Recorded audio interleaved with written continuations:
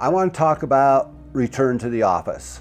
And the first thing I'm going to suggest is don't do what the big companies did. Don't do like what Amazon and Microsoft and IBM and the Department of Labor did. What they did is they mandated that people come back to work 5 days a week. And what they found out is that it just flat out didn't work.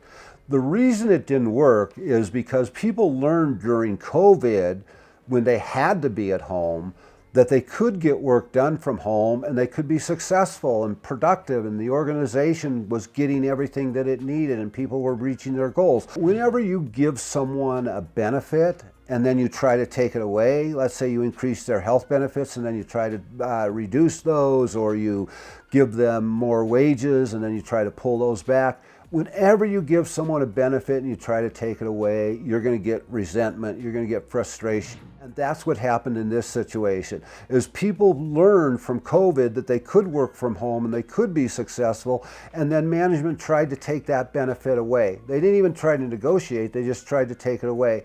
It's a process and you have to trust the process. You know, it's not an event, it's a process.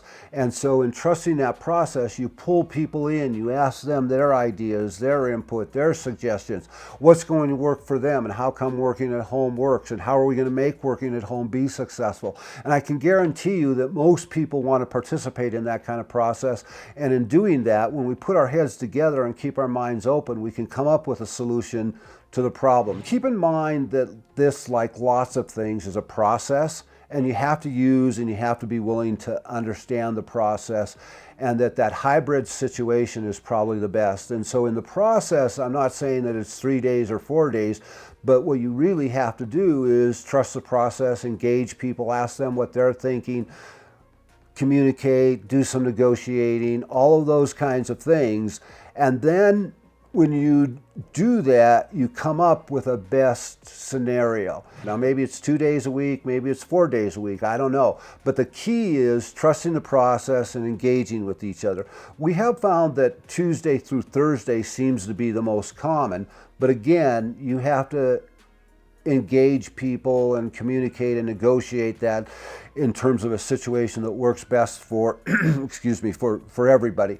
Also think about, you know, maybe it's not 3 days a week, maybe it's so many days per month, or so many days per quarter, or so many days per year.